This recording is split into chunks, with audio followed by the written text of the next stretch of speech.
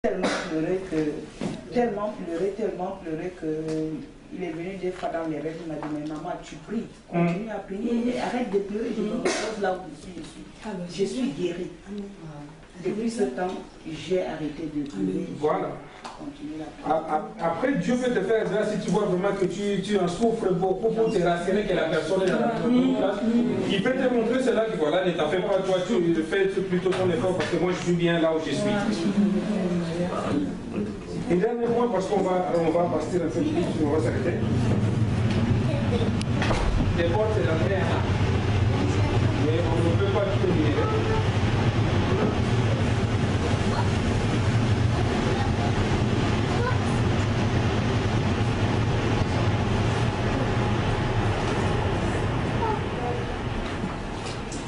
Je vais poser cela.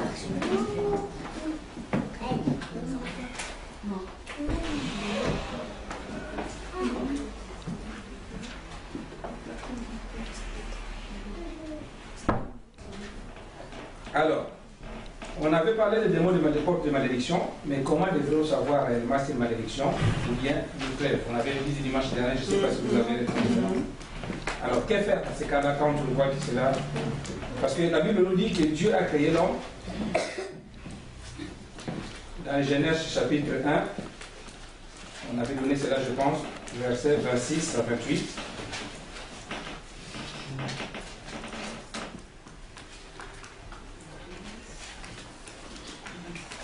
Et puis Genèse 2, 18 à 19. Quelqu'un qui est maudit, non seulement à résumer ces 4 points. Il manque de bénédiction, premièrement. Il manque de bénédiction. Quand je parle de bénédiction matérielle, spirituelle,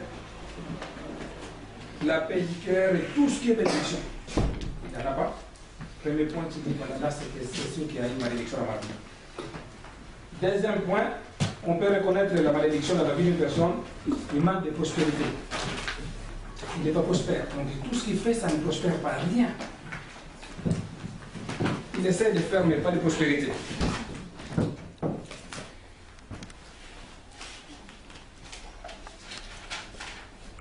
Troisième point, la personne est tout le temps dominée. Quand il voit des rêves, si c'est le rêve de bagarre, c'est lui qu'on attaque. Si c'est pour courir comme le cas de maman, on l'attrape toujours. Donc il manque de domination. Parce que dans ces 2 versets-là que je vous ai donnés, Dieu a créé l'homme à son image. Il a d'abord béni l'homme. Il a déclaré la prospérité. Il a dit qu'il domine. Et puis,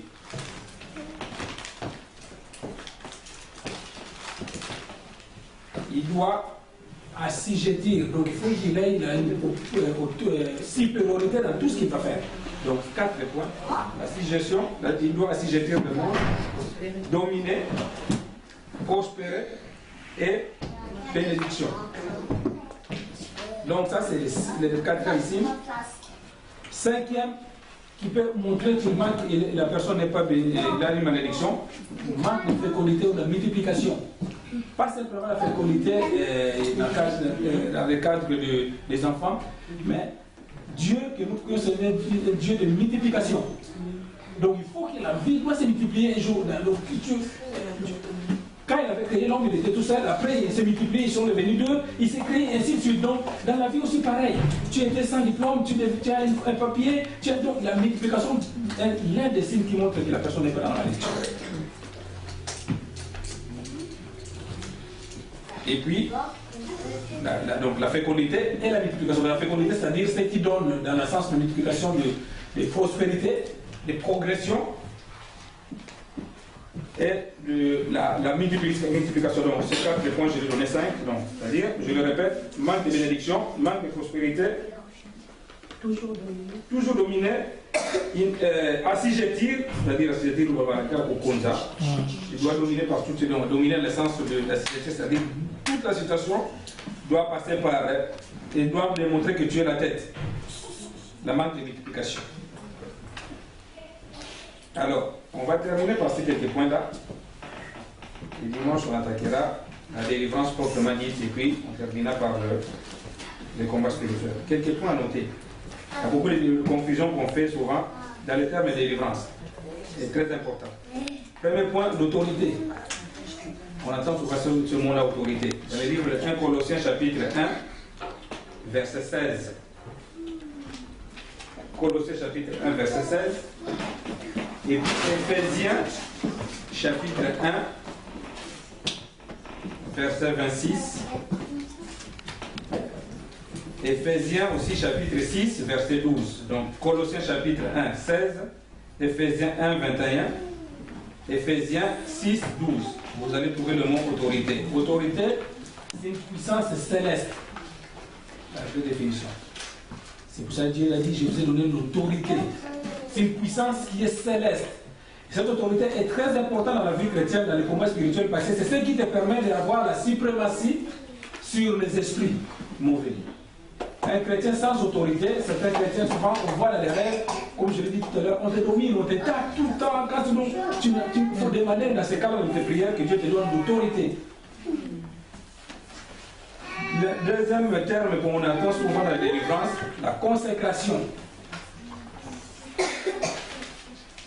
Simplement, pas, nous on voit ça simplement dans le cadre du ministère, mais c'est un acte par lequel une personne ou un objet sont mis à part. Selon un enfant de Dieu, une famille chrétienne, c'est une famille qui est consacrée pour Dieu. Donc, c'est mis à part. Le diable ne peut pas les toucher. Une vie consacrée, c'est une vie qui est mise à part. La conversion, troisième terme qu'on entend souvent, c'est convertir, c'est-à-dire c'est détourner du mal, du péché. Dans les termes grecs dit, c'est détourner vers. Quelqu'un qui est converti, il se détourne vers l'autre direction, la direction de Christ. La conversion, on ne peut que l'obtenir non seulement par le nombre d'années fréquentées à l'église, mais par la rémission du péché. C'est un acte qu'on doit faire. C'est convertir, c'est un acte. On se répand. Et pour que la conversion soit vraiment efficace, je l'ai déjà dit plusieurs fois, la Bible nous dit, c'est lui qui avoue ses péchés et les délaisse, il obtient miséricorde. Quand on cache les péchés, ça peut être un objectif, une porte aussi dans les délivrance locales.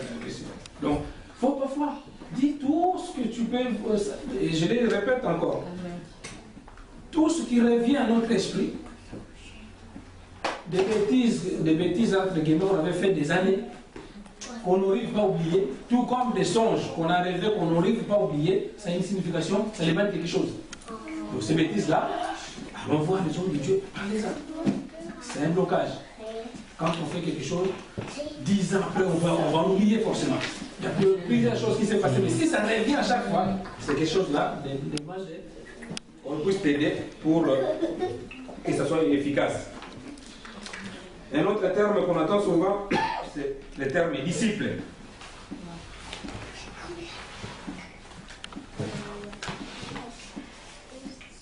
Dans Matthieu chapitre 5, verset 1. Un disciple, c'est un élève. Je suis un enseignement.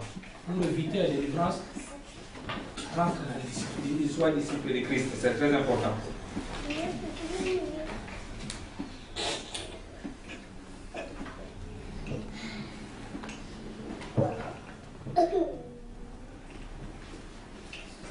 La croyance.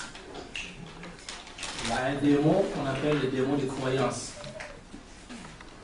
La Bible dit, ne donnez pas foi à tout esprit. Il faut croire aux choses que tu es sûr que c'est vrai.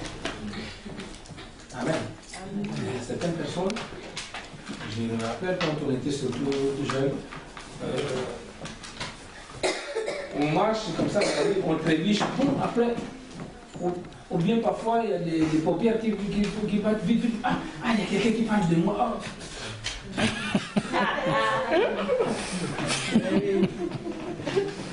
Ah, quand je passe sous l'escabeau, ça porte ma chance. Il ne faut pas avoir cette croyance parce que ce que tu vas croire, ça va avoir un impact.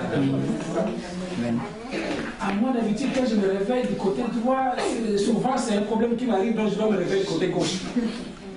quand tu mets la croyance, c'est fini. Ça ouvre les portes. Parce que le démon, je le dis, est un esprit. Il guette. Il attend là où on va ouvrir la porte pour entrer. À la religion, il faut reconnaître une bonne religion, tout simplement par quelques points.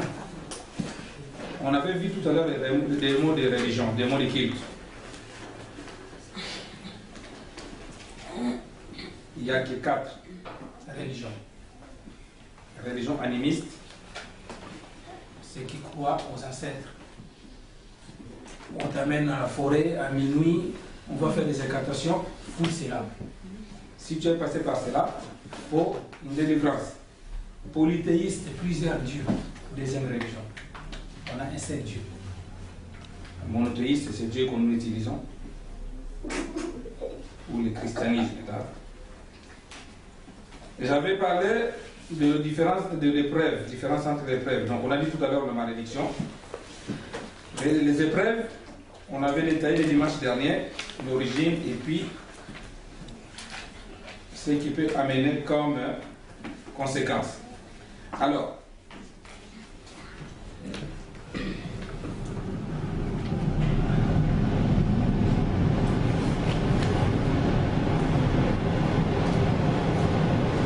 on avait dit aussi, noté aussi, pardon, que la malédiction peut faire venir de 3 façons. On peut être maudit à 3 manières.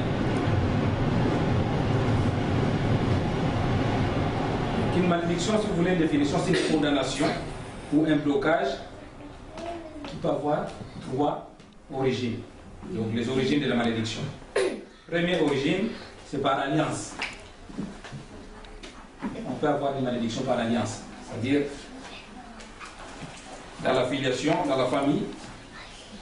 On peut être maudit aussi par un grand-parent, une famille qui a été maudite de génération en génération et la malédiction peut continuer. Par ignorance, tout comme la possession, on peut aussi avoir la malédiction par ignorance. Comment? La musique profane.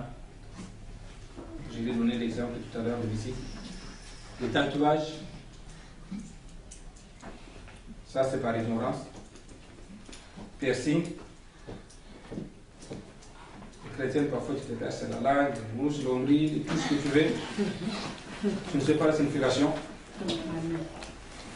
Porter des représentations ou bien des signes démoniaques. Il y a un grand couturier, lui c'est des grands, beaucoup de grandes croix qui le font tout ça. Faire attention. Oui, comment ça s'appelle encore le grand couturier là? Faire attention. C'est des croix, des grandes croix. Viviane. Faire attention. Parce que par ignorance, quand tu portes ça, c'est bon.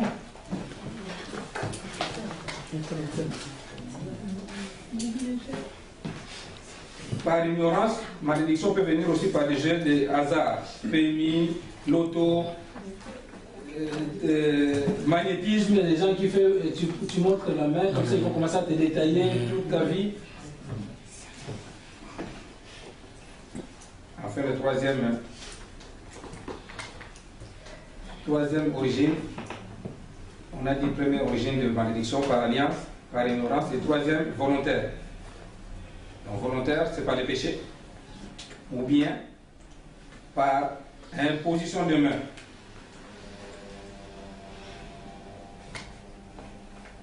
Volontaire, péché, imposition de main, ou bien toucher au moins des dieux. Le serviteur ou servant de Dieu, fuir. Il ne faut pas participer quand les gens critiquent, voilà, non. C'est pas à toi de juger. C'est Dieu qui va juger. Parce que si c'est vraiment un vrai ou bien une vraie servante, tu tombes dans la malédiction. Alors, la dernière question avant qu'on clôture. Est-ce qu'il y a possibilité d'être délivré quand on se retrouve dans tout cela? Oui. Sauf une chose qu'on ne peut pas délivrer, un péché qu'on ne peut pas délivrer, c'est le blasphème du Saint-Esprit. la personne, même le serviteur de Dieu c'est puissant qui fait, personne ne peut faire quelque chose. Donc, tout, on peut les livrer, sauf le versement du Saint-Esprit. Faut pas. Quand tu tombes dans cela, le nom est automatiquement inscrit. Parce que le Saint-Esprit, c'est lui qui joue le pouvoir suprême de Dieu sur terre. Et si tu tombes en les blasphémance, et même dans la Bible, je vous donnerai le verset si vous voulez bien le dimanche, quand on blasphème le Saint-Esprit, on ne peut plus obtenir le pardon du péché. Amen. Dimanche, on va attaquer et développer la délivrance et puis on continuera par les combats spirituels. On vient à jeûne et prière, on va avoir les moments de prière pour ceux ou celles qui veulent qu'on puisse se lier pour ces gens-là. Il y avait une dernière question ou pas? C'est bon?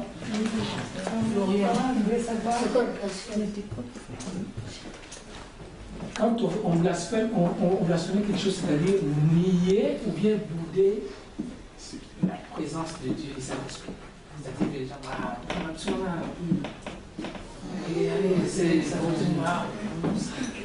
on nous donne l'autorisation. Par exemple, dans le cas des prophéties, les soldats de prophéties. Mais quand tu récites en bloc, ou bien tu nies, tu blasphémes, je ne sais pas, en galop, en termes, donc, tu le trouves comme si c'était rien. Le Saint-Esprit, c'est Dieu. Voilà, tu banalises, par exemple, c'est Dieu le Saint-Esprit. Il est Dieu. Donc, au travers du Saint-Esprit, il y a le Père et le Fils. Donc, si maintenant tu boudes ce Dieu-là, qui peut encore venir avec? Ou tu vois, par exemple, les gens d'autres personnes, un serviteur de Dieu, il lui a fait du mal. J'en ai déjà vécu ces choses-là à Paris. Il lui devait de l'argent parce que la sœur va en Italie, vend ses affaires. Là, le pasteur, il n'a pas pu le payer autant convenable de tout ça. La sœur se cache, il amène son mari, tape le pasteur est tombé sur le comptoir à Paris.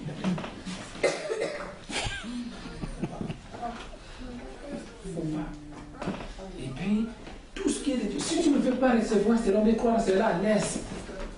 Mais on ne peut pas jouer avec les saints. Joue avec Jésus, dans les termes des jours. Parce que la peur, on l'a craché dessus. On a fait tout ce qu'on a voulu. Il était capable de se défendre, il n'a pas fait. Il nous a montré l'exemple d'humilité. Mais les Saint-Esprit, si je vais donner la chronologie de leur ordre, quand on demande quelque chose, on demande à qui? À Dieu, par l'intermédiaire de son Fils. Mais c'est lui qui donne l'autorisation de lui donner ces choses-là, c'est le Saint-Esprit. Donc Dieu le Père, sur le plan spirituel, il peut dire, voilà, Ange va demander ça, ma fille, Ange va demander ça. Jésus, qu'est-ce que tu en penses? Ah oui, c'est mon don. Le Saint-Esprit peut dire, non, je connais parce que moi je sonde le cœur et le rein, je sais que si tu lui donnes ces choses-là, ça ne va pas bien pour... Dieu ne donnera pas. Il écoute plus le Saint-Esprit. Donc, il ne faut pas blasphémer le Saint-Esprit. Il ne faut pas.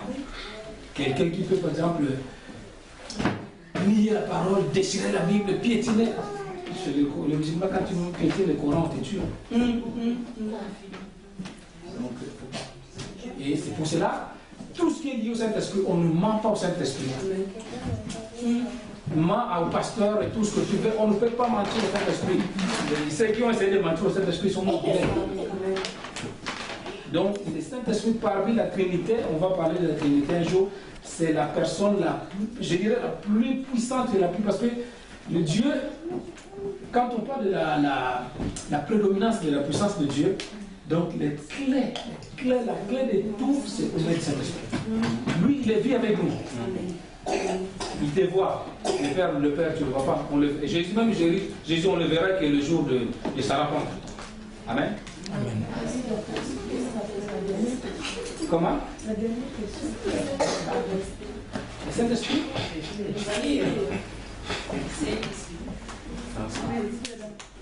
Donc, non, parce qu'il y a des moments Lorsque je suis en train de prier, je m'invoque, je sens comme du vent autour de moi.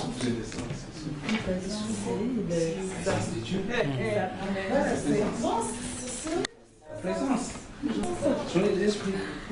Dans la Trinité, c'est lui qui a eu le corps physique. Pardon, papa, c'était quoi la question? Moi, je n'ai pas entendu. Il a demandé si le Saint-Esprit respire.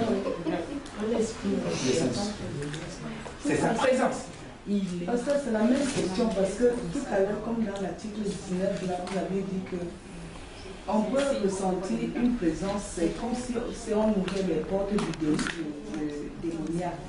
Parce que quand, par exemple, comme elle disait là, il y a des moments où vous êtes vraiment concentré, c'est-à-dire vous posez la question à Dieu que vraiment, je prends l'exemple sur moi, c'est un témoignage que je dois vous faire dimanche, je ne devais même pas le dire aujourd'hui. Je lavais les mains, après je pensais à notre église, je dis, à notre assemblée, je dis, oh Seigneur, vraiment, j'ai vu une chose la fois dernière, si vraiment tu es vraiment dans cette église, fais-moi signe. J'ai senti, on dirait que quelqu'un était à côté de moi jusqu'à me frotter l'oreille. Amen.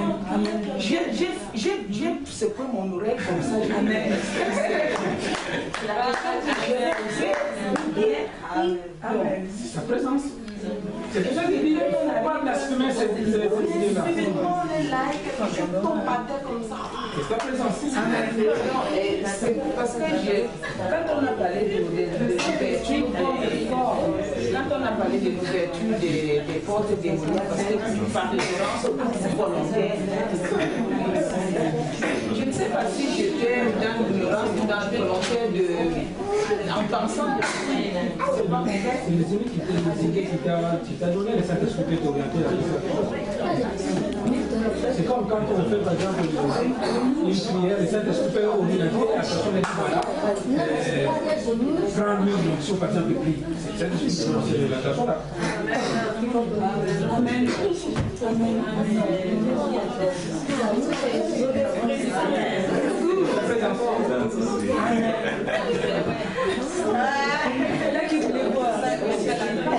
Amen. Amen. Donc, on va développer, on clôturera. Et Dieu vous bénisse.